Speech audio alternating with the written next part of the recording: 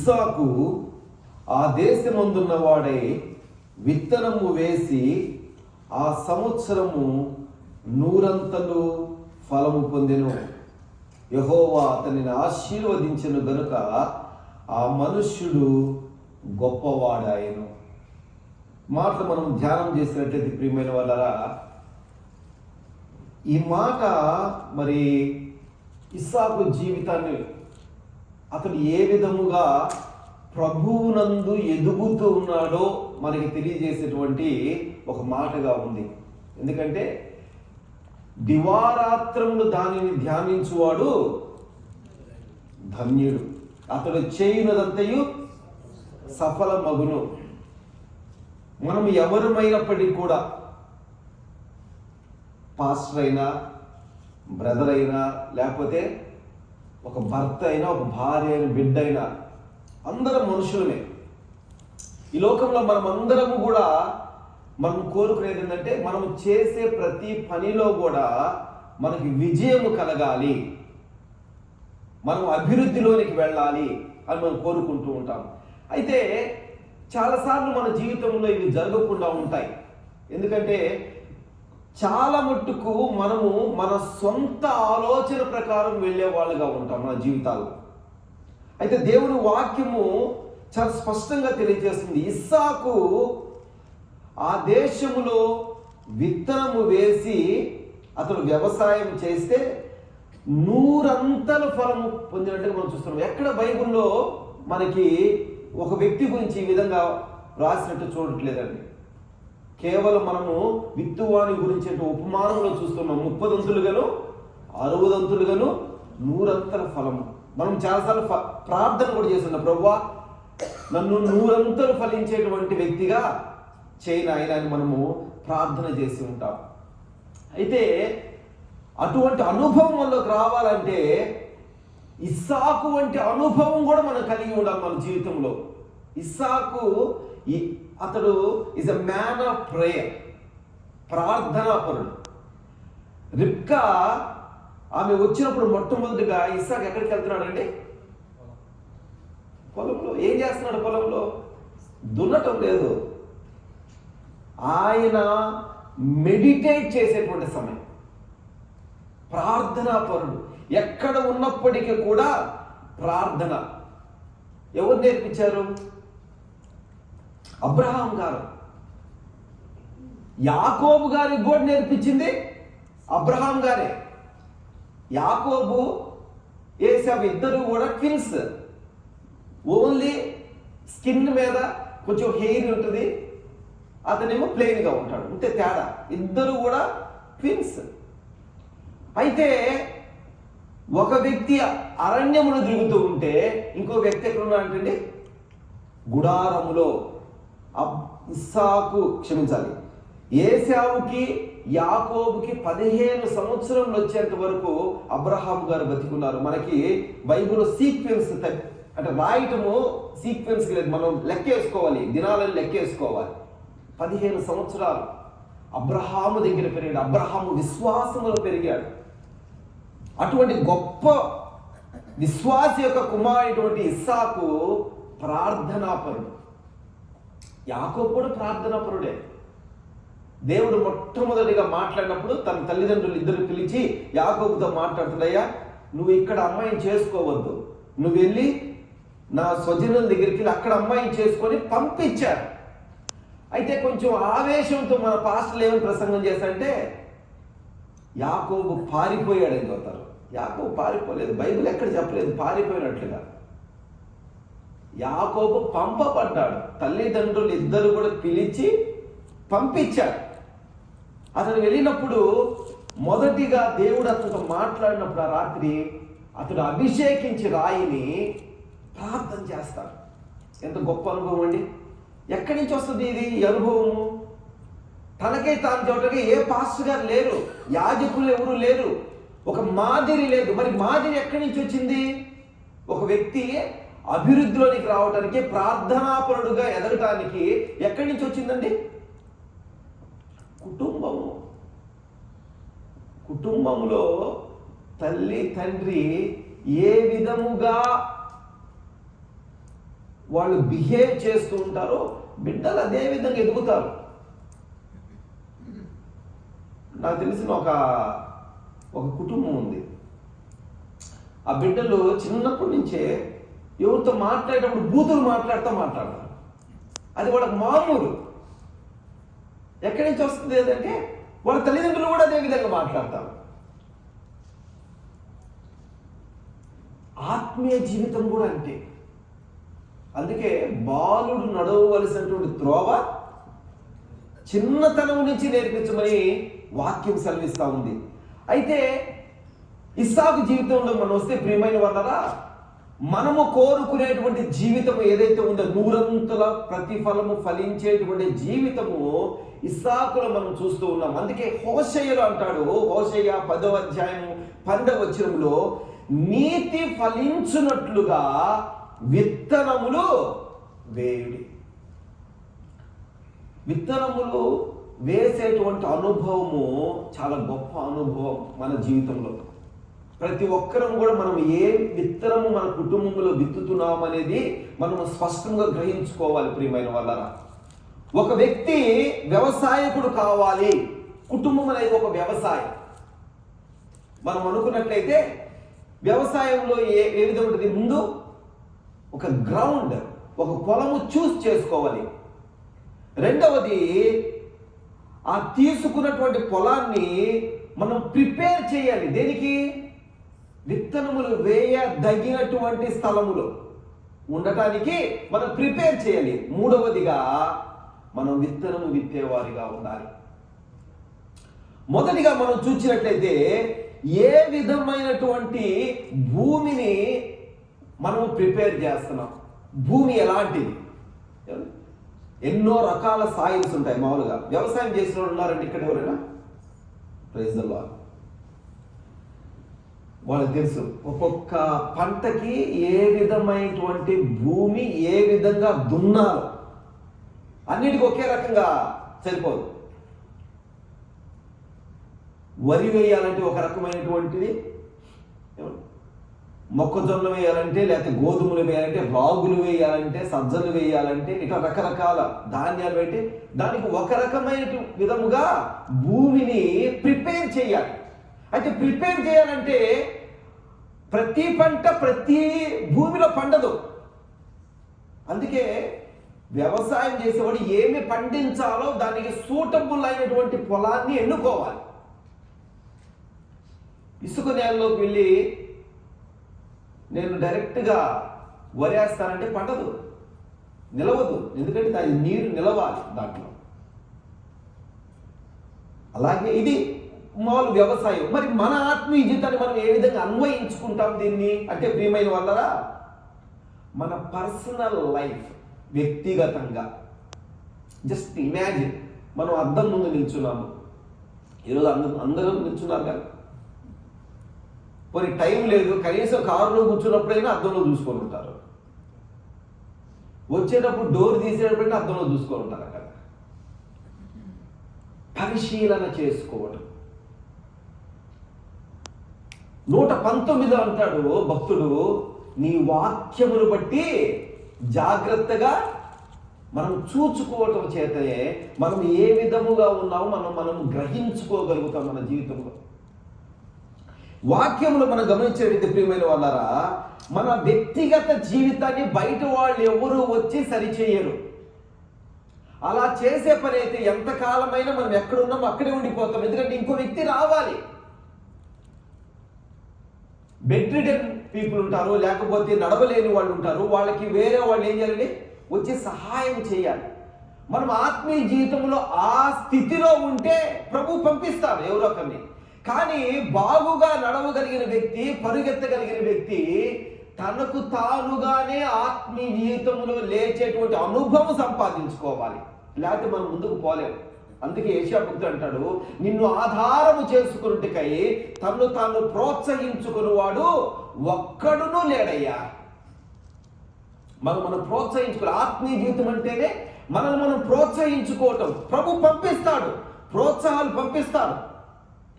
అయితే ప్రియమైన వాళ్ళరా, మన వ్యక్తిగతమైన జీవితాన్ని మనం ఎన్నుకోవాలి. ఈ సమయంలో ఒక సీజన్, అన్ని సీజన్లు ఒకే రకంగా ఉండవు. అంటే జీవితం అంతా ప్రేమ గురించే నేర్చుకోవటం, జీవితం అంతా ఇచ్చుట గురించి నేర్చుకోవటం కాదు. ప్రభు ఒక్కొక్క సీజన్లో ఒక విధమైనటువంటి గుణాతిశయాన్ని, తన గుణాతిశయాన్ని మనం ఇంప్లాంట్ చేస్తూ ఉంటాడు. నీవు నాలాగా మారాలి, మనం మారాలి మన జీవితంలో. అయితే ప్రియమైన వాళ్ళరా, మనము ఏ విషయములో మార్పు చెందాలని కోరుకున్నామని మనమే గ్రహించుకోవాలి. ప్రభు మనతో మాట్లాడతాడు కొన్నిసార్లు. ఒకవేళ మన నోటి మాట బాగలేదనుకోండి, కొన్నిసార్లు ప్రభు మాట్లాడతాడు, నీ నోటి మాట మార్చుకోవడం చాలా కష్టం. ఎందుకంటే అది భయంకరమైందంట నోరు కదండి. రెండంచుల ఖడ్గం కంటే అది వాడిగలదంట. అందుకే మన తెలుగులో చాలా సామెతలు ఉన్నాయి కదా. ఒక మాట అంటే జీవితాన్ని గుర్తుపెట్టుకుంటారంట. 70 మర్చిపోతారు కానీ మాట అది గుచ్చుకునిందంట చాలా భయంకరంగా. ఒకవేళ మన మాట బాగలేదు, ఏం చేయాలి? ప్రార్థన చేయాలి. ఓకే, ఈ సంవత్సరము నా జీవితంలో నా మాట నేను మార్చుకోవాలి. నేను చాలాసార్లు వచ్చాను నా లైఫ్లో కూడా. నేను చాలాసార్లు తెలియకుండానే బిడ్డల్ని మరి శపితమైన మాటలు మనం మాట్లాడకూడదు కదా అట్లాంటి మాటలు. చాలామంది మాట్లాడుతూ ఉంటారు చుట్టుపక్కల. నేను గమనించినప్పుడు అరే అటువంటివి శపితమైనవి మాట్లాడకూడదు కదా. ఎందుకంటే ప్రభువు మన నాలుక మీద జీవమును మరణమును ఆయన ఇచ్చి ఉన్నాడంట. ఆయన మాటే కలుగునుగాక అనగానే ఏమైందండి? కలిగింది మన జీవితాల్లో కదా. ప్రతిదీ కూడా అదే శక్తి పరిశుద్ధాత్మ ద్వారా ప్రభు మనకి ఇచ్చి ఉన్నాడు. అందుకే మనము ఏమి మాట్లాడుతున్నామో జాగ్రత్తగా ఉండాలి. ఒకవేళ మాట కాదు, కొంతమందికి ఆతిథ్యం ఇచ్చేటువంటి హృదయం ఉండదు, ఒకవేళ దేవుడు దాన్ని డీల్ చేస్తాడేమో. కొంతమందికి పరిచర్య చేసే గుణం ఉండదు. పరిచర్య ఏంటిది? నిల్చొని ఇక్కడ వాక్యం చూడటమే కాదండి. ఇప్పుడంటే ఇక్కడ ఓన్ చర్చి ఒకళ్ళు ఉందనుకోండి, దాని వాష్రూమ్స్ ఎవరు కడుగుతారు? మరి నాకు ఎంతవరకు నిజం తెలియదు కానీ మా నాన్నగారు చెప్పారు. మా నాన్న సేవలోకి వచ్చిన తర్వాత ఆయన అంటే ఒక 5 నెలలు ఒక్కొక్క ఆర్గనైజేషన్, పలానా చోట వెళ్ళి ఒక 5 నెలలు ఒక నుండి రాకు, పలానా చోటకి వెళ్ళి ఒక 5 నెలలు ఉండిరా, అన్ని చోట్ల ఉంచారు. హెబ్రోను కూడా పంపించాడు. 6 నెలలు ఆయన అక్కడ ఉన్నాడు. ఉండి అక్కడ పరిచయం నేర్చుకున్నాడు ప్రతి చోట.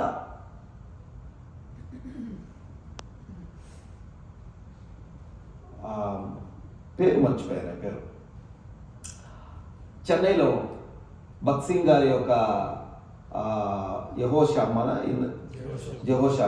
అక్కడ ఉన్నటువంటి ఒక ఆయన క్రీస్తుదాస్ గారు ఏదో పేరు, వాళ్ళ కుమారుడు పాల్ దేవ్ కుమార్ గారు, ఆయన అంబాసిడర్స్ ఫర్ క్రైస్ట్ నేషనల్ డైరెక్టర్గా చేశాడు. ఆయన దగ్గర నేను 2000లో యూత్ డైరెక్టర్గా 2 years చేశాను. నేను ఏ సంస్థ అని కాదు, ఏ చర్చ్ అని కాదు, ప్రభు పిలిచాడు, అక్కడ నేను ఉన్నాను. అప్పుడు ఒకరోజు ఆయన మాట్లాడుతున్నాడు.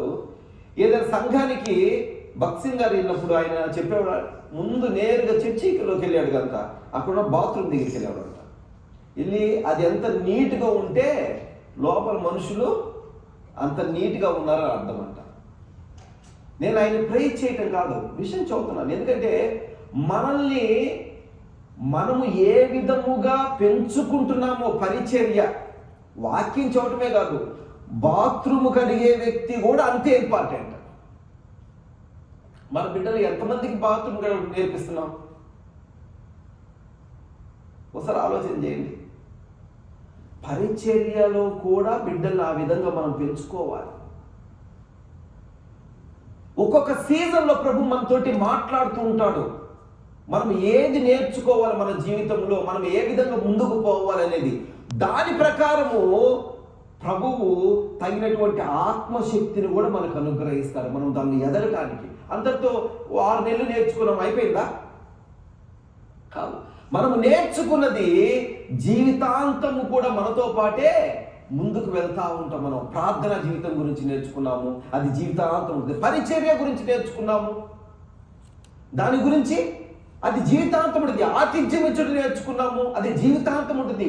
మనము మార్చుకుంటూ మార్చుకుంటూ మహిమలో నుంచి మహిమలోనికి. పాపాలు కూడా అంతే. మనం మొట్టమొదటిసారి ప్రభువుని అంగీకరించినప్పుడు పాప క్షమాపణ పొందాము అంటే మన పాపాలను ఒక్కసారి పోలా. ఏమండి, మనము మన పాపాలు కనుక దేవుడు సినిమా వేసి చూపిస్తే గుండె చచ్చిపోతాం మనం. నేనా ఇంత దుర్మార్గుండా? ఆయన భయపెట్టేవాడు కాదు, చాలా జెంటల్గా మాట్లాడతారు. ఈరోజు ఈ విషయం మనం శుద్ధి చేసుకుంటే బాగుంటుంది కదా అని మనల్ని ఆయన శుద్ధీకరణలో నడిపిస్తాడు. తర్వాత ఇక్కడ కొంచెం బలహీనంగా ఉన్నట్టున్నావు కదా, ఇక్కడ నువ్వు బలపడితే ఎట్లా ఉంటుంది? ప్రభు మనల్ని బలపరుస్తాడు, అక్కడ నడిపిస్తాడు. ఇదే గ్రౌండ్ ప్రిపేర్ చేసుకోవటం. మనం ఎన్నుకోవాలి ఈ దినాల్లో లేకపోతే ఈ సీజన్లో ఏ విధంగా ఎదగాలనుకున్నాం. మనం డీల్ చేసుకోవాల్సినటువంటి విషయం ఏంటి మన జీవితంలో? మనము ఎక్కడ బలహీనంగా ఉన్నామో మనకు తెలుసు. ఒకవేళ తెలియకపోతే ప్రభువా నేను ఎక్కడ నీకు లోబడటం లేదో, ఎక్కడ నేను బలహీనంగా ఉన్నానో, ఎక్కడ అపవాదికి అవకాశం ఇస్తున్నాను నా కుటుంబంలో, నా వ్యక్తిగత జీవితంలో, నాకు తెలియచేయను ఆయన అన్నప్పుడు మనము దాని నిమిత్తమై ప్రభు సన్నిధిలో మొరపెట్టడానికి ప్రభు మనకి బయలుపరుస్తాడు. ప్రియమైన వాళ్ళరా, ఎఫెసీయులకు రాసిన పత్రిక 5వ అధ్యాయము 5వ వచనాన్ని మనం గమనించినట్టయితే, ఎఫెసీయులకు రాసిన పత్రిక 5వ అధ్యాయము 5వ వచనంలో అంటాడు, కొన్ని విషయాలు రాస్తూ ఉన్నాడు. వ్యభిచారి అయినను, అపవిత్రుడైనను, విగ్రహారాధికుడై ఉన్న లోభి అయినను క్రీస్తు యొక్కయు దేవుని యొక్కయు రాజ్యమునకు ఏం కారంటే హక్కుదారుడు కాదు. ఏమండి, నేను బాప్తిసం తీసుకున్నా కదా, నేను బలలో చేయవేసా కదా, నేను స్తుతి ఆరాధనలో కూడా పాల్గొన్నా కదా, మరి నా పరిస్థితి ఏంటి? వాక్యం ఏం చెబుతుందండి? హక్కుదారులుగా హక్కు ఎక్కడే పోదు. ఎలా అంటే నోవహు ఓడ, దాన్ని దేనికి సూచనగా ఎక్కువగా మనం మాట్లాడుకుంటామండి? రక్షణకు మాట్లాడతాం. నోవహు ఓడలో ఉన్నంత కాలమే అతడు రక్షింపబడిన వ్యక్తి. నోవహు కనుక ఓడలో నుంచి నీళ్ళలో దూకేశాడు అనుకో, ఏమైందండి? ఓడ ఎక్కడుంది, నోవహు ఎక్కడున్నాడు, ఇప్పుడు రక్షణ ఎక్కడుంది? రక్షణ ఉంది, కానీ నోవహు రక్షణలో లేడు. అది మనం గమనించాలి. రక్షణ శాశ్వతమైందే, కానీ నీవు రక్షణలో ఉంటేనే అది శాశ్వతమైంది. నీవు రక్షణలోంచి బయటికి వచ్చేసేస్తే నీవు రక్షించబడిన వ్యక్తిగా ఉండవు. అది ప్రభు ఇక మాట్లాడుతుంది. మనము గనక మన జీవిత గమనములో అంటే మనం వ్యభిచారం చేస్తున్నాము, లేకపోతే అపవిత్రులుగా ఏ విధంగా అపవిత్రులు అవుతున్నామో మనకు తెలియదు. అపవిత్రులుగాను, విగ్రహారాధన, మనమేమి విగ్రహాలను పూజించే వాళ్ళం కాదే. అందుకే సమూయేలు గ్రంథం తీయండి. సమూయేలు గ్రంథము 1 సమూయేలు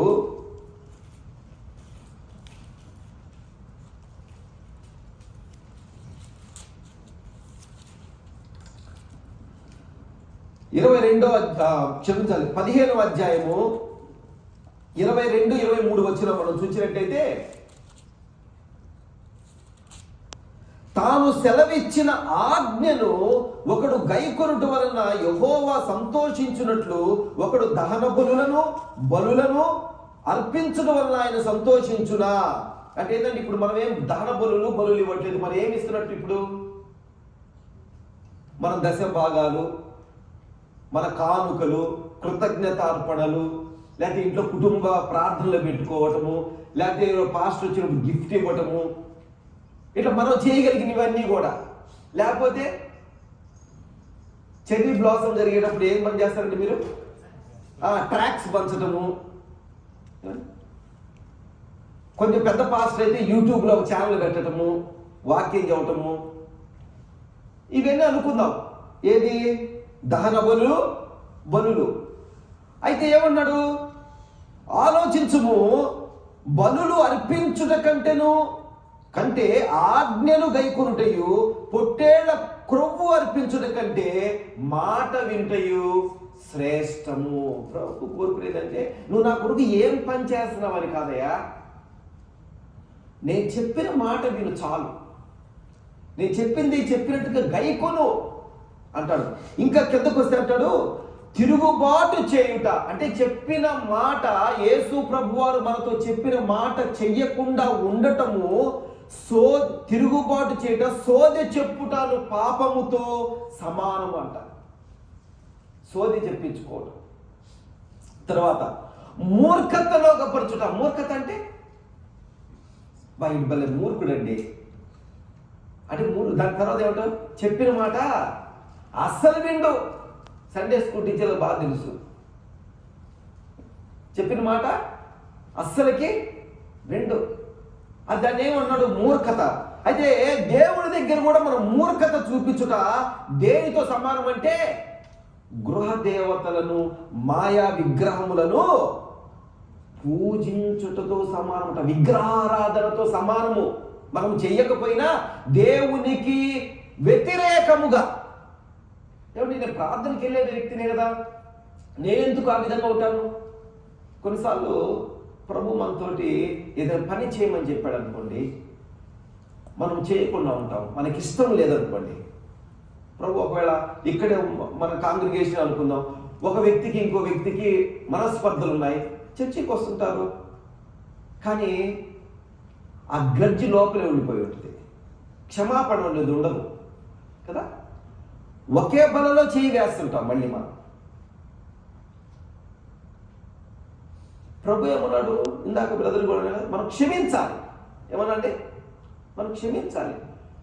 పరలోక ప్రార్థనలో కూడా అదే అనుకున్నాం. ఏమన్నాము, మీరు మీ సహోదరుని పాపాలు మీరు క్షమించకపోతే మీ పాపాలు కూడా క్షమించబడు. అందుకే ఇంకో విధంగా అన్నాడు, నీవు మా పాపము క్షమించిన ప్రకారము క్షమించాయి, మేము వారి పాపం క్షమించిన మా పాపం క్షమించాయ్యా. చాలా క్షమాపణ అనేది ఎట్లాంటిదంటే నిన్ను నువ్వు చంపుకోవటమే. డిసైపుల్ ట్రైనింగ్ షిప్ అంటారు, డిటిఎస్ అంటారు. దానికి ఇంకో పదం ఏమంటే డై టు సెల్ఫ్. డిసైపుల్షిప్ అంటే అర్థం ఏంటంటే డైయింగ్ టు సెల్ఫ్. నువ్వు చచ్చిపోవటమే. ఏమండి, నీ అహాన్ని చంపుకొని, మన అహాన్ని మనం చంపుకొని అవతల వ్యక్తి దగ్గరికి ఏమడుగుతున్నాము, బ్రదర్ ఐఎమ్ వెరీ సారీ కదా. మనము దాన్ని ప్రాక్టీస్ చేయాలి. అది అసాధ్యమైనదే. ఎందుకంటే మనకి ఈగో అనేది ఒకటి ఉంటుంది మన జీవితాలు కదా. భార్య భర్తల మధ్య గొడవలు ఉంటాయి, వస్తుంటాయి, రాకుండా ఉండవు కదా. నాది ఇక్కడ కూర్చున్న వాళ్ళు ఎవరైనా మా భార్య భర్తల మధ్య గొడవలు లేవు అన్నారంటే వాడు అబద్ధం చదువుతున్నట్టు. ప్రతి భార్య భర్త, నాకు నా భార్య మధ్య కూడా గొడవలు వస్తాయి. గొడవలు రాకుండా అది అబద్ధం. అట్ట రాలేనంటే అది అబద్ధం. అది నిజంగా వాళ్ళ మధ్య ప్రేమ లేనట్టే. ఒక బుక్ ఉంది ఏంటంటే మ్యారేజ్ కౌన్సిలింగ్ అని. దాంట్లో లవ్ లాంగ్వేజ్ అని ఉంటుంది, ఒక సబ్జెక్ట్ లవ్ లాంగ్వేజ్. చాలా బ్యూటిఫుల్గా ఉంటుంది. మన చర్చిలో కూడా అట్లాంటి కొన్ని కోర్సులు పెట్టుకోవాలి, మీరు నేర్చుకోవాలి. సంఘం ఎట్లయితే ఇది లేకపోతే ఎదగలేదు సంఘం. ఒక ఆదివారం మాత్రమే వాక్యం చెప్పుకుంటే కాదు, we need some trainings also. ఏ విధంగా కుటుంబాలు ఎదగాలి, మీ కుటుంబాలు ఏ విధంగా ఎదుగుతున్నాయి, ఏం చేస్తున్నారు, మనం ప్లాన్ చేసుకోవాలి. దాంట్లో చక్కగా అంటాడు ఏమంటే, భార్యాభర్తలు వాళ్ళిద్దరు గొడవ పడ్డారు, అయితే ఎప్పుడైనా మనం సారీ చెప్పుకున్నావా? నా మొగుడికి సారీ చెప్పేది, నా భార్యకి సారీ చెప్పేది నేను. No, we should express. మనము క్షమాపణ అడగాలి. ఎందుకంటే వారి మధ్య, మన మధ్య ఉండేటువంటి ఆ గొడవ ఏదైతే ఉందో అపవాదికి దారి ఇవ్వకూడదు. అది కుటుంబంలో అసమాధానం తీసుకురాకూడదు. ప్రార్థనా జీవితంలో లేకుండా చూడండి, బాగా అపవాది ఎంత గొప్పవాడంటే, సంఘంలో ఎవరు ఇద్దరు గొడవ పడ్డారనుకోండి, ఏమైందండి, సంఘాన్ని రావడం అయిపోతారు. అరే మధ్యలో సంఘం ఏం చేసింది? అపవాది యొక్క మరి దాన్ని మనం పోయిన వారం కూడా చెప్పాను, సులువుగా చిక్కులు పెట్టు పాపం. సులువుగా ఎట్లా చిక్కులు పెట్టాలో వాడు పెట్టేస్తుంటాడు. ఒకవేళ నీకు మనస్పర్ధలు ఉన్నాయనుకో, ఒకవేళ ఉంది అనుకున్నా సరే, నువ్వు ప్రభు అన్నాడు నువ్వు ప్రార్థన చేయడం ఆపేసేసి అన్నాడు. నువ్వు పక్కన పడేసి ముందు వెళ్ళి సమాధానం పెట్టాను. అంటే మన భూమిలో ఏముందో మనకు తెలియదు. మనము ఏ విధంగా భూమిని ప్రిపేర్ చేసుకోవాలో మనకు తెలియదు. ప్రార్థన చేయాలి, ప్రభు నా జీవితంలో ఏమి ఉన్నదయ్యా, నేను ఆత్మీయంగా జీవితంలో ఎదగకుండా, లేకపోతే ఈ సంవత్సరము నేను ఏ విధంగా ఎదగాలి, మన గుణాతిశయాలను మార్చుకుంటూ, మన జీవితాన్ని మార్చుకుంటూ ఆత్మీయ జీవితంలో ఎట్లా ఎదగాలి. బాగా గమనించండి. నన్ను ఒక అతను అడిగాడు, ఒక చర్చి ఇక్కడికి వచ్చినప్పుడు వాళ్ళతో మాట్లాడుతున్నప్పుడు, చర్చి మా హెచ్ఐవి ప్రాజెక్ట్కి సపోర్ట్ చేస్తామని ఒక అమెరికన్ చర్చి వాళ్ళు ముందుకు వచ్చారు. అయితే వాళ్ళు పరిశుద్ధాత్మని నమ్మరారు. ఏం చేయరు? మరి చర్చ్ కర్మలు నమ్మేదో లాగా నేను నమ్ముతాను. భాషలు ఉన్నాయా? వాళ్ళు నమ్మరంట, నేను నమ్ముతా. స్వస్థతలు ఉన్నాయా? వాళ్ళు నమ్మరంట, నేను నమ్ముతా. ఎందుకంటే 2000 సంవత్సరం కరెక్ట్గా మా నాన్న ఎంతమంది చూశారండి? అందరూ చూశారు? ఒకసారి చేయొద్దండి, నేను చూసిన వాళ్ళు వెరీ గుడ్. చాలా తక్కువ మంది, చాలా మంది తెలియదు అనుకుంటా. ఇక్కడ కూడా 2017లో లిటరల్గా డాక్టర్ గారు నన్ను పిలిచి పక్కకు పిలిచి ఏం చెప్పారంటే, మీ నాన్న 2 రోజులు చచ్చిపోతాడు, 2 days. కాళ్ళు ఇంత సన్నగా అయిపోయినాయి బాగా, అంటే లివర్ ఇన్ఫెక్షన్ వల్ల. ఆయన ఏదో ఆయుర్వేదం వాడాడు, మధ్యలో మొత్తానికి ఏదో డ్యామేజ్ అయిపోయి పూర్తిగా స్పాయిల్ అయిపోయింది. నేను డాక్టర్ గారు చెప్తే 2 రోజులు అన్నాడు. నేను మైండ్ ప్రిపేర్ అయిపోయా, 2 రోజులు మా నాన్న చనిపోతాడు, నెక్స్ట్ ఏంటి, ఏం చేయాలి. ఎవరిని అడిగితే అదే చెప్పాను నేను. అయితే 2 రోజులు కాస్త వారం అయింది, బాగానే ఉన్నాడు. అదే టైంలో నేను బెంగళూరులో యూత్ డైరెక్టర్గా ఉంటా ఉన్నా. అర్జెంటుగా వాళ్ళు కాల్ చేస్తే నేను వెళ్ళాను. ఒక 10 రోజుల తర్వాత బాగానే ఉన్నాడు, మనిషి కోరుకుంటున్నాడు. ఆయన సాక్ష్యం ఏంటంటే, నేరుగా మార్కు సువార్త 2వ అధ్యాయంలో చెప్పినటువంటి సన్నివేశంలోనికి ఆయన ప్రార్థన చేయట్లేదు, లేకపోతే దర్శనము కాదు, లేకపోతే ఆయన కలగోడ కాదు, నిద్రపోవట్లేదు. పేతురు అతని దగ్గరికి ఆ సన్నివేశంలోకి ఈయన నేరుగా ఆత్మీయ రెల్మ్ అంటారు దాన్ని, దానిలోకి వెళ్ళిపోయి నేరుగా ట్విలైట్ అనమాట. అది మనం అనుకునేది కాదు, మనకు అర్థం కాదు, అది ఆత్మీయ లోకం. ప్రభు ప్రార్థన కూడా చేయలేదు, ప్రభు తాకను కూడా తాకలేదు, ఆయన్ని జస్ట్ చూస్తున్నాడు అంతే. మెడినోవా అని హైదరాబాద్లో పెద్ద హాస్పిటల్కి మా బాబాయ్ వాళ్ళు తీసుకెళ్లారంట. తీసుకువెళ్తే ఆయన మార్నింగ్ నుంచి ఈవినింగ్ వరకు టెస్టులు చేసి, ఈవినింగ్ 5 o'clockకి అపాయింట్మెంట్, టెస్టులు అయిన తర్వాత, అయ్యా నిన్ను చూస్తే ఇంక 2 రోజులు చచ్చిపోతావు, నాకు అర్థమైపోతుంది నీ పరిస్థితి, నీ కండిషన్. నీ పాత రిపోర్ట్స్ ఇవన్నీ, నీకు 99% జబ్బు ఉంది, ఇదిగో ఇవన్నీ మా రిపోర్ట్స్ కొత్తవి, నీ శరీరంలో ఎక్కడ కూడా జబ్బు లేదయ్యా. ఎవరు జబ్బు ఉందంటే నమ్మద్దు. నీకు బలహీనంలో కావాల్సినంత తిను, నీ పొట్టలో ఉన్న నీరు తగ్గడానికి ఇదిగో ఈ టాబ్లెట్లు వాడు, అంతే. ఆయన 23 సంవత్సరాలు బ్రతికాడు తర్వాత. మరి స్వస్థపరచు దేవుడు ఉంటే మరి స్వస్థత లేదని చెప్పాలి. నేను ఎవరు చెప్పాను, whether you support or not, I don't deny the Lord. వాక్యము ఏదైతే చెబుతుందో దాన్ని మనం నమ్మాలి. నమ్ముట నీ వలనైతే నమ్మువానికి సమస్తమును సాధ్యం. నీ వ్యక్తిగతంగా సంఘము ఏ సిద్ధాంతాలను నమ్ముతున్నది కాదు, వాక్యము మనము ఏమి నమ్ముతున్నాం అనేది ప్రాముఖ్యం. వాక్యము మనం ఎక్కడ కూడా చందా పెట్టలేక బాక్స్ మనము దేవుని తాళాలు వేసి పెట్టలేదు. If God wants to perform miracles in your life, ఎందుకంటే నువ్వు ఒక ఆపర్చునిటీ ఇస్తున్నావు దేవునికి. ప్రభువా, ఇదిగో ఈ గ్రౌండ్ నేను ప్రిపేర్ చేసుకోవాలనుకున్నాను ఆయన, ఏ విధముగా నేను ఎదగాలో నాకు నేర్పించని అడుగుతున్నప్పుడు ఆయన ఏ విధంగా అయినా మనల్ని మౌల్డ్ చేయగలుగుతాడు. ప్రియమైన వాళ్ళారా, మనం ప్రభువుకి అవకాశం ఇవ్వాలి. ఎఫెసీలో అంటాడు, ఇందాక మనం చూసిన ఎఫెసీలో, ఒకవేళ మనము మూర్ఖతలో లేకపోతే ప్రభు యొక్క ఆజ్ఞలో కనుక లేకుండా ఉన్నట్లయితే ఏ ప్రమాదం ఉందంటే వాక్యం చెబుతుంది, పరలోక రాజ్యాన్ని మనం కోల్పోయే అవకాశం ఉంది. అంటే ఎత్తబడే అనుభవంలో ఉండమంటండి. చాలా జాగ్రత్తగా ఉండాలి. మనం అనుకుంటాం చిన్నదే కదంటండి, చిన్నదే, నిజమే.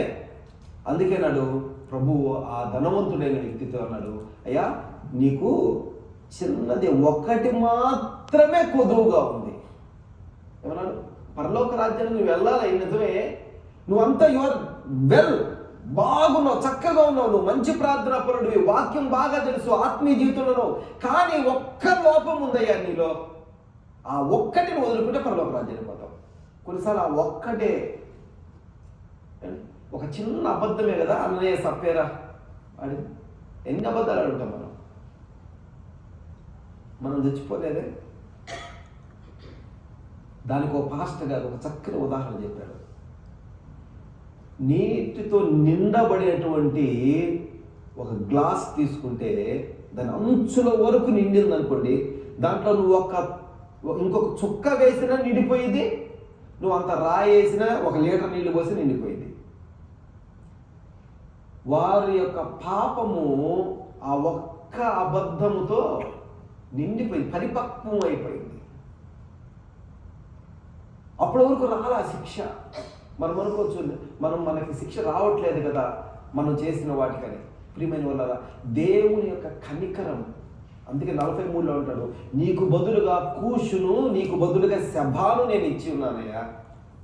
నీకు బదులుగా దావీదు పాపం చేసినప్పుడు నాతాన్తో మాట్లాడేటప్పుడు నాతాన్ అంటాడు, నాతాన్తో అంట, నేను తప్పు చేశానయ్యా అంటే నీవు చావకుండా ఆయన నీ పాపమును పరిహరించెను. అంత గొప్ప మాట అండి. దావీదు చావకుండా ఏం చేశాడంట, దేవుడు అతని పాపమును పరిహరించాడంట. చాలాసార్లు దేవుడు మనం చేసే వాటికి మనల్ని పరిహరిస్తూ ముందుకు పోతుంది. ఎందుకంటే ఈ రోజు కాకపోతే రేపైనా సరే నా బిడ్డ మరలా నా దగ్గరికి వస్తాడు, తెలుసుకుంటాడు, తన యొక్క మార్గాన్ని స్థిరపరుచుకుంటాడని ఆయన అనుకుంటూ ఉంటాడు. అందుకే మన ప్రవర్తన విషయంలో మనం చాలా జాగ్రత్తగా ఉండాలి. ప్రియమైన వాళ్ళారా, మోసకరమైనటువంటి దురాశలు చాలా ఉంటాయి. యాకోబు 1:14 మనం చూసినట్లయితే, తలంపు రావటం తప్పు కాదండి, నువ్వు అనుకోకుండా తలంపులు వస్తాయి, దానికి మనం ఎవరు ఏం చేయలేము. ఫ్రీక్వెన్సీ లాగా ఇక్కడంతా సెల్ ఫోన్స్ ఫ్రీక్వెన్సీస్ ఉంటాయి, ఇంకా ఎన్నో చాలా ఫ్రీక్వెన్సీస్ ఉంటాయి. కానీ దాన్ని మనం ట్యూన్ చేసినప్పుడే దాన్ని మనం రిసీవ్ చేసుకోగలుగుతాం. లేకపోతే ఫ్రీక్వెన్సీస్ తిరుగుతూనే ఉంటాయి, మనం ఏం చేయలేము. తలంపులనే వస్తానే ఉంటాయి నీకు. నేను ఈ తలంపు కనాలి, ఈ తలంపులో నేను తలంచాలి అని మనం ఇప్పుడు అనుకున్నామండి, లేదు. ఇప్పుడు ఇక్కడ కూర్చో ఉన్నారు చాలా మంది, వాక్యం వింటానే ఉన్నాము. ఈ లోపల ఎన్ని ఊళ్ళు పోయించారు కొంతమంది మైండ్లో, ఇంటికాడికి కూడా పోయించుంటారు చాలా మంది. ఒక సర్వే ప్రకారము ఎదుట కూర్చున్న వ్యక్తి, మాట్లాడే వ్యక్తి చెప్పేవి వినేది కేవలం 17 సెకండ్లు మాత్రమేనంట. ఆ తర్వాత వాళ్ళు ఊళ్ళు పోయేస్తారు, మళ్ళీ మధ్యలో వస్తుంటారు. మనము ఆ తలంపుల్ని తీసుకోవటము తప్పు, అది రావటం తప్పుగా. అందుకే అన్నాడు చూడండి, 1:14 ఏమనండి, ప్రతి వాడును తన స్వకీయమైన దురాశల చేత, దురాశ అనేది ఇంకా రాలా, ముందు ఒక ఆశ వచ్చింది, తలంపు వచ్చింది. ఆ తలంపుని ఎప్పుడైతే మనము ఇమాజినేషన్గా మారుస్తామో, తలంపు మా ఇంట్లో నాకు ఒక డైమండ్ నెక్లెస్ కావాలి, అయితే నేను ఒక మంచి రోల్స్ రాయిస్ కారు కొనుక్కోవాలి అని అనుకున్నాం అనుకోండి, సమస్తమైన కీడులకు మూలం ఏంటండి? ధనవంతుల వటమే, డబ్బు ఏ విధంగా సంపాదించాలి నేను, తలంపు. అది మగవాళ్ళు కానివ్వండి ఆడవాళ్ళు. డబ్బు ఎవరికి చేదు కాదు కదా, అందరికీ డబ్బు అవసరమే. మినిస్ట్రీ చేయాలన్నా డబ్బు అవసరమే. ప్రతిదీ డబ్బు అవసరమే. అయితే ధనవంతులకు కోరువారు వాళ్ళు సమస్తమైనటువంటి కీడులోను ఏమండి దురాశల్లోనూ వాళ్ళు పడిపోతారంట. వాళ్ళ గురించి మనకొద్దు. అయితే ఇక్కడ మనం చూస్తే తలంపు వచ్చింది, తలంపుని మనము ఎంటర్టైన్ చేయకూడదు, ఇమాజినేషన్లోకి వెళ్ళిపోకూడదు. ఎప్పుడైతే మనం దాని గురించి మనం ఆలోచిస్తుంటామో, ఇమాజిన్ చేస్తూ ఉంటామో, అంటే దానికి మనం రూట్స్ ఇస్తున్నాం అనమాట మన జీవితంలోకి. అది వేర్లు పాతుకుంటానికి మన జీవితంలో ఆ ఆశ పేరుకుపోవటానికి మనము అవకాశం ఇస్తున్నాము. ఎప్పుడైతే ఇమాజినేషన్ వస్తుందో నెక్స్ట్ మనకి కోరిక పుట్టింది, దాని మీద కోరిక పుట్టింది. కోరిక పుట్టినప్పుడు అంటాడు ఆ దురాశ చేత నెక్స్ట్ ఏమవుతుందండి ఏడవ పడతాట. మామూలు నడుచుకొని పోవటం కలగదు, అపవాది జుట్టు పట్టుకొని లాక్కెళ్ళి అక్కడ పడేసేస్తాడు. మనము ఆ క్రియలోనికి వెళ్ళిపోతాం. ఈడవబడి మరులు గొల్పబడిన వాడే. మరులు గొల్పబడటం అంటే ఏంటండి? తెలిగే కదా. మరులు గొల్పబడటం అంటే దాని అర్థం ఏంటంటే ఏమి చేస్తున్నాడో ఇంకా మనకు బాగా తెలుగులో చెప్పుకుంటే కన్ను మిన్ను కానకుండా ఉన్నారంటలా. అంటే తను ఏం చేస్తున్నారో కూడా తనకు తెలియనటువంటి పరిస్థితుల్లోనికి ఆ వ్యక్తి వెళ్ళిపోతాడు. ఏది మంచి, ఏది చెడు, లేకపోతే ఏది మరి వాక్యానుసారంగా ఉంది, ఏది వాక్యానుసారంగా లేదు అనేటువంటిది కూడా గ్రహించలేని స్థితిలోకి వెళ్ళిపోతున్నాడు. ఎప్పుడు వెళ్ళాడు? తలంపు వచ్చినప్పుడు కాదు, ఆ తలంపుని ఏం చేశాండి ఇమాజినేషన్లోకి, ఆ ఇమాజినేషన్ బాగా డిజైర్లోకి వెళ్ళిపోయింది. ఆ డిజైర్ మనము యాక్ట్ చేసేవాళ్ళుగా ఉంటుంది. అందుకే ప్రియమైన వారా మనము ఈడవబడేటువంటి జీవితం నుంచి బయటికి రావాలంటే మనము ఎక్కడ ఎదగాలో ప్రభువుని అడగాలి. ప్రభువా నేను ఏ గ్రౌండ్ని ప్రిపేర్ చేసుకోవాలి, విత్తనము నాటాలి, అయితే ఏ గ్రౌండ్ నేను ప్రిపేర్ చేసుకోవాలి అనేది మనము చూసుకోవాలి. ఈ రోజుల్లో ప్రియమైన వారా ఫిలిప్పీలకు రాసినటువంటి పత్రికలో చెప్పబడినట్లుగా 3:19 చెప్పబడినట్లుగా మనము సిగ్గుపడేటువంటి విషయాల్లోనే చాలాసార్లు ఏం చేస్తున్నామంటే అతిశయపడుతున్నాం. నిజంగా చాలాసార్లు మనము యేసు ప్రభు బిడ్డలము అని చెప్పుకుంటానికి కుటుంబాలు అవమానకరమైన స్థితిలో మనము చాలాసార్లు జీవించే వారిగా ఉంటాం. ఎందుకు తెలుసా? మనము మనకున్న గ్రౌండ్ని సరిగ్గా ప్రిపేర్ చేసుకున్నందువల్ల. ఇంకా అదే యాకోబు 5:7-8 అంటాడు, రాకడ సమీపమైందంట. ఏమైందంట అంటే మొన్న ఒక పాస్టర్ గారితో మాట్లాడుతున్నప్పుడు జస్ట్ అంటే ఒక థాట్ ఏంటి, ప్రతి 2000 సంవత్సరాలకి దేవుడు ఒక క్రియ చేస్తూ వచ్చాడు. ప్రతి 2000 సంవత్సరాలకి ఏం చేస్తూ వచ్చాడండి? యేసు ప్రభు వారు తిరిగి లేచి వెళ్ళిన తర్వాత ఇంకా 2000 సంవత్సరాల కాలం, యేసు ప్రభు తిరిగి లేచి వెళ్ళిన తర్వాత నుంచి ఇంకా 2000 సంవత్సరాల కాలం. ఎందుకంటే యేసు ప్రభు వారు సుమారుగా ఆయన 26, 27 ఏడి ఆ సమయంలో ఆయన ఎత్తబడ్డాడు. ఎందుకంటే ఆయన పుట్టింది BC 6 లేదా 7లో కాబట్టి 33 సంవత్సరాలు జీవించాడు. అయితే ఒకవేళ నిజంగానే మనం అనుకున్నట్టుగా 2000 సంవత్సరాలకి ఆయన రాకడ వచ్చింది అనుకోండి, లేదు ఇంకో అరగంటలోనే వచ్చింది, ఎంతమంది నిజంగా మనం ఎత్తబడే వాళ్ళగా ఉన్నాం ఇక్కడ? నిజంగా వస్తే ఎంతమంది విడవబడతాము? విడవబడుటంట బహు ఘోరం అంట.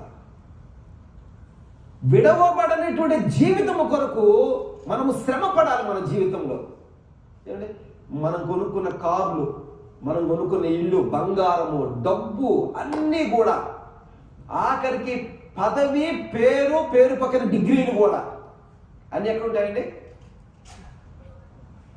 ఇక్కడే ఉంటాయి. పాపం ఆమె గోల్డ్ నెక్లెస్ లేకపోతే మరి డైమండ్ నెక్లెస్ మరి ఏదో అది గుర్తు చెరక్కి చూసింది ఆమె. అంటే ఆ రోజులో మగోళ్ళు కూడా పెట్టుకునేవాళ్ళు అండి. అప్పుడు మరి ఆయన ఎందుకు చూడలేదు నాకైతే తెలియదు, లోతు గారు. మరి ఆమె మాత్రమే చూసింది. ఏమైందండి? నశించిపోయింది. అంటే చాలాసార్లు మనకిష్టమైనవి మనం ఆత్మీయ జీవితంలో మరొక మెట్టు ఎక్కకుండా మనల్ని లాగేవిగా ఉంటాయి. దానిలో మనం జాగ్రత్తగా ఉండాలి. మనం ఆత్మీయ జీవితం ముందుకు పోవాలి. అందుకే నాకు చాలా చక్కని ఇష్టమైనటువంటి మాట ఏంటంటే, ఏశావు వంటి వ్యభిచారి అయినను భ్రష్టుడైనను దేని కొరకు అయ్యాడంటండి? ఒక్క పూట కూటి కొరకట. మనం అనుకోవచ్చు ఒక్క పూట కూటి కొరకు. అది ఏ కూడైనా కానివ్వండి, అది డబ్బైనా కానివ్వండి, ఆత్మీయ జీవితంలో గర్వమైనా కానివ్వండి, అయితే మన నోటి మాట అయినా కానివ్వండి, మన తలంపులైనా కానివ్వండి, మన యొక్క బిహేవియర్ అయినా కానీ, అది ఏదైనా కానివ్వండి, ఒక్క పూట కూటిలాగా మనల్ని నశించే దానిలోకి నెట్టేసేదిగా ఉంటే ప్రియమైన వాళ్ళరా, దాన్ని వదులుకోవటం ఉత్తమం. ఒకవేళ ప్రభు నిన్ను ప్రేరేపిస్తుంటే, ప్రభు నీతో మాట్లాడుతుంటే ఇది వదిలివేసుకోవచ్చు కదంటే దాన్ని వదిలివేయటం మంచిది. ఎందుకంటే ఆయన రాకడ సమీపంగా ఉంది కాబట్టి 8వ వచనం అంటాడు, ఆ కింద వచనంలో హృదయములను స్థిరపరుచుకొనుడి. మన హృదయాన్ని మనం ఏం చేయాలంటే స్థిరపరుచుకోవాలంట. ఇంకా చాలా విషయాలు ప్రభు మాట్లాడుతూ ఏసుకెళ్ళి అంటాడు, నేను స్నానం చేపిస్తానయ్యా, పరిశుద్ధ జలము మీ మీద చల్లుతున్నాను. ఎందుకంట మీరు నిష్కళంకులుగా ఉండటానికి. ఎఫెసీలో రాసినట్లుగా ముడత అయినను డాగ్ అయినను మరి అట్టిది ఏది కూడా లేకుండా మనం చిన్న పిల్లలు పుట్టినప్పుడు పెద్దోళ్ళు, మరి ఈ రోజుల్లో ఇక్కడ వాళ్ళు ఎట్లా చేస్తున్నారు నాకైతే తెలియదు, కానీ ఆ చిన్న పిల్లల్ని రకరకాల ఆయిల్ తోటి రుద్ది వాళ్ళకి చక్కగా మంచిగా మసాజ్ చేసి స్నానాలు చేపిస్తారు కదా. ఎందుకని? నేను ఒకసారి చూస్తే ఆ ముసలామ రుద్దుతా ఉంది వాళ్ళ మనవండి, ముని మనవండం ముక్కు రుద్దుతా ఉంది బాగా, ఇట్లా స్కల్ అంతా ఇట్లా ఉంటుంది. ఎందుకంటే వంకర టింకర రాకుండా ఆ ముక్కు కూడా చక్కగా రావాలి పెద్ద అయిన తర్వాత. రకరకాల ఆయిల్ పెడతారు. ఎందుకు? నల్లగా ఉండి తెల్లగా అవ్వాలని. కాసేపు ఎండలో మనం ఆరబెట్టినట్టు ఆరబెడతారు మళ్ళీ పిల్లల్ని. ప్రేమ అది కదా, ఎందుకంటే బాగా తయారవ్వాలి. మరి మనం ఎట్లా తయారవుతాం? యేసు ప్రభు అన్నాడు, శుద్ధ జలముని మీ మీద జల్లుతున్నాను, నేను మిమ్మల్ని శుద్ధీకరిస్తున్నాను, నేను కళంకం అనేది ఉండకూడదు, డాగ్ అనేది ఉండకూడదు. ఎందుకంటే మిమ్మల్ని పరిశుద్ధంగా ఆయన దగ్గర నిలబెట్టాలి. వాక్యం అనేటువంటి ఉదక స్నానం చేత చేపిస్తున్నాను. చూడండి ఎంత గొప్ప దేవుడు మన దేవుడు.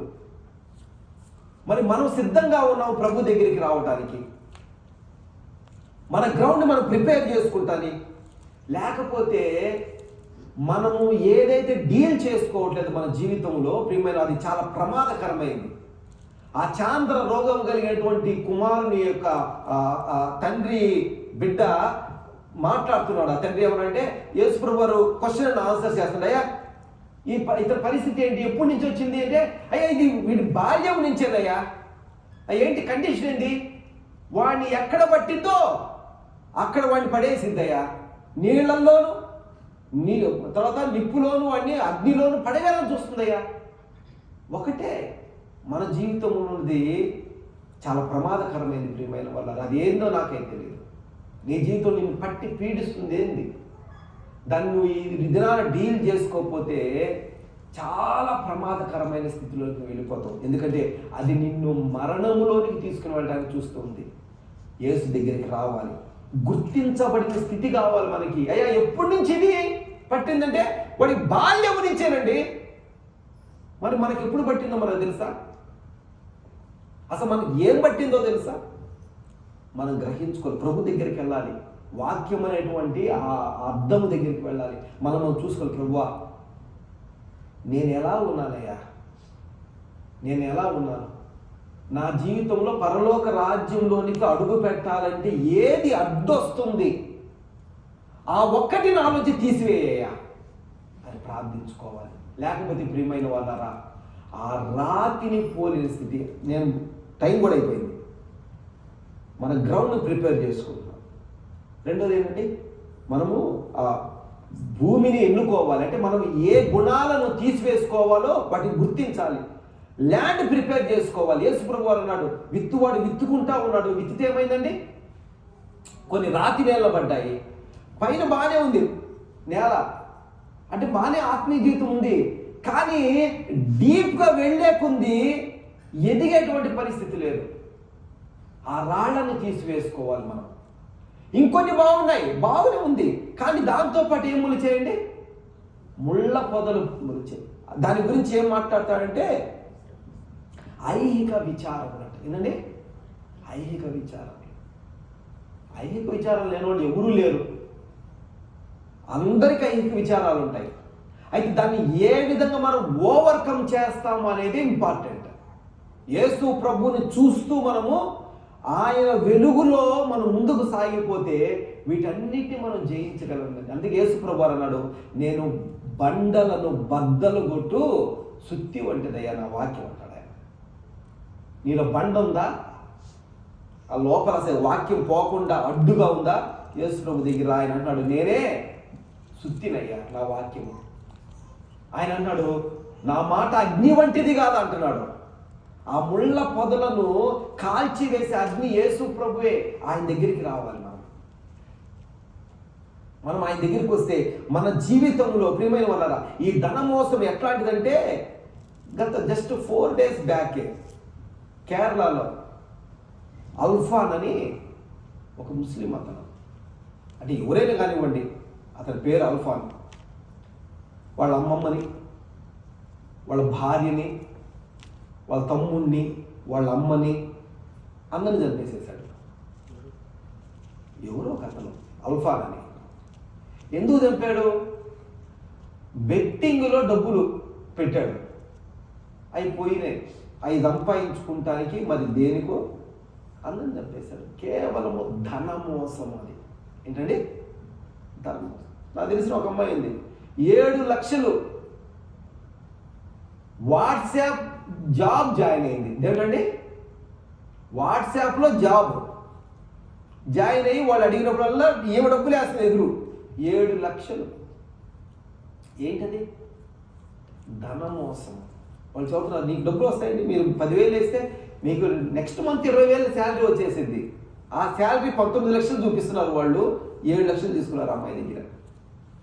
ఎందుకు?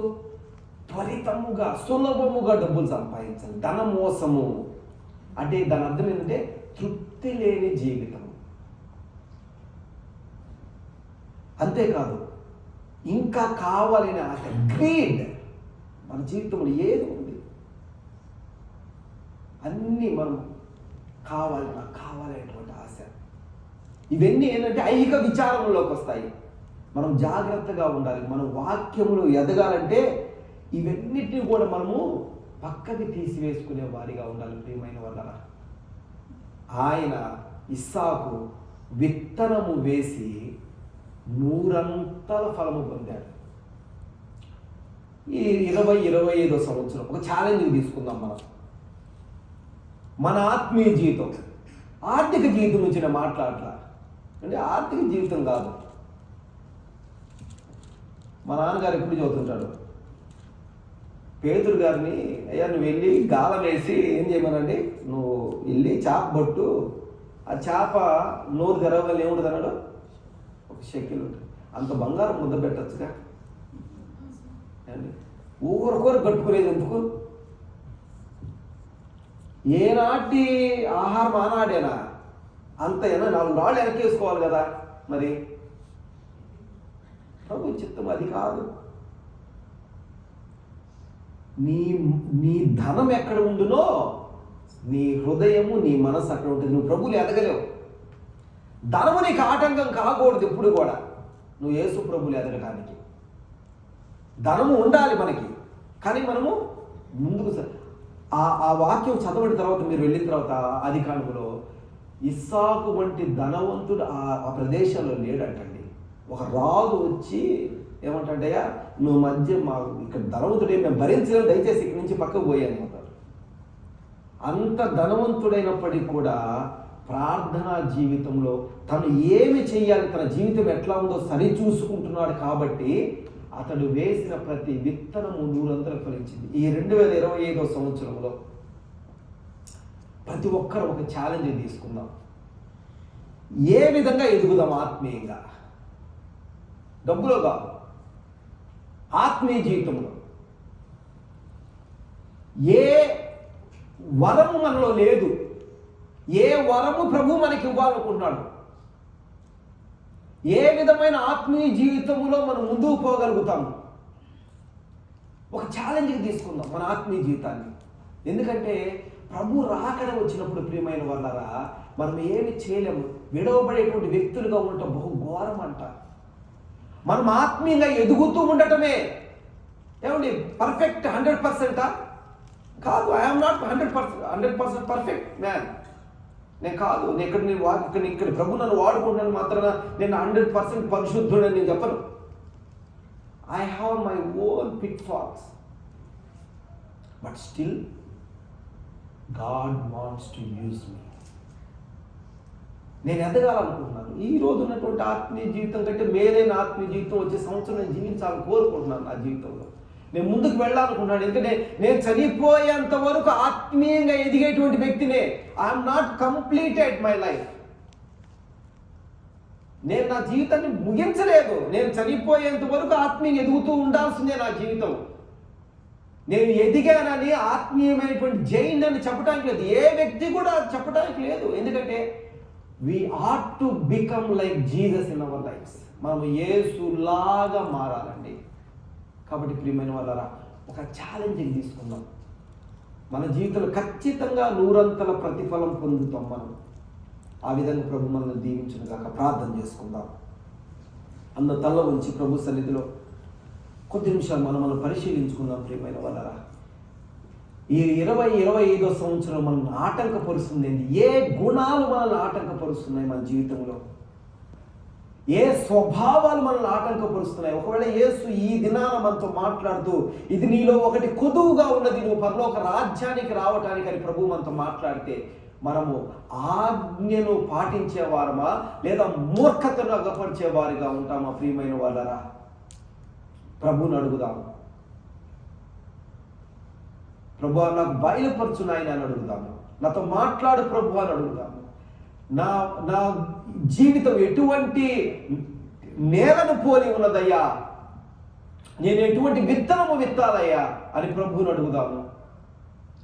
ప్రియమైన వాళ్ళారా ప్రభు సన్నిధిలో మనము మన జీవితాన్ని పరచి ప్రభు ఇదిగో నా జీవితము నాయన, ఆ పాద మస్తకం నీ సన్నిధిలో ఉన్నది నాయన, కనికరించి నన్ను బాగు చేయనని మనం అడుగుదాము. ఈ సంవత్సరంలో నా తండ్రి నేను అధికమైనటువంటి ఆత్మీయ జీవితంలో వెళ్ళటానికి, ఆత్మ వరాలు పొందుకొని ముందుకు వెళ్ళటానికి నాకు సహాయం చేయనాయన అని మనం ప్రభువుని అడుగుదాం. తను అడుగు వారికి ఎంతో నిశ్చయముగా ఆయన తన ఆత్మను అనుగ్రహిస్తానంటున్నాడు. అటువంటి బలమైన ఆత్మను పొందిన వారమై 100 ఫలము వచ్చేటువంటి విత్తనములు మన జీవితం విత్తుకుందాం. ప్రియమైన వాళ్ళారా ప్రేమ నమ్మకము కలిగిన మా ప్రియ పరలోక తండ్రి యేసు ప్రభువా మీకు వందనములు నాయన. వచ్చిన సమయాన్ని బట్టి దినాన్ని బట్టి వందనాలు. మా జీవితంలో నా తండ్రి నీకు అయిష్టమైనది, నీకు ఆయాసకరమైనది నాయన ఏదైతే ఉన్నదో నా తండ్రి, అది గుణము ఏదైతే ఉన్నదో ప్రభు, లేకపోతే మా యొక్క ఆత్మీయ బలహీనత ఏదైతే ఉన్నదో నా తండ్రి, నీకు ఆయాసకరమైనది ఏదైతే మా జీవితంలో ఉన్నదో దాన్ని తొలగించుకుంటానికి, ఆత్మీయ జీవితపు విత్తనములు విత్తుకుంటానికి నా తండ్రి, పరిశుద్ధాత్మ వరములనే విత్తనము విత్తుకుంటానికి, ఆత్మ ఫలం అనేటువంటి ఫలము నాయన ఫలించేటువంటి నాయన చెట్టు విత్తనం మేము విత్తుకుంటానికి తగిన కృప మీరు మాకు అనుగ్రహించమని, పరిశుద్ధాత్మ పూర్ణ శక్తితో మమ్మల్ని నింపమని మీకే మహిమ చెల్లిస్తూ యేసు దివ్యనామంలో ప్రార్థించి సమర్పిస్తున్నాం తండ్రి. ఆమేన్. ఈ అవకాశం నాకు ఇచ్చినందుకు మరి చర్చ్ కర్మేల్ సంఘ పెద్దలకి, సంఘస్థులకి అందరికి కూడా ప్రభు నామమున వందనం తెలియజేస్తున్నాను.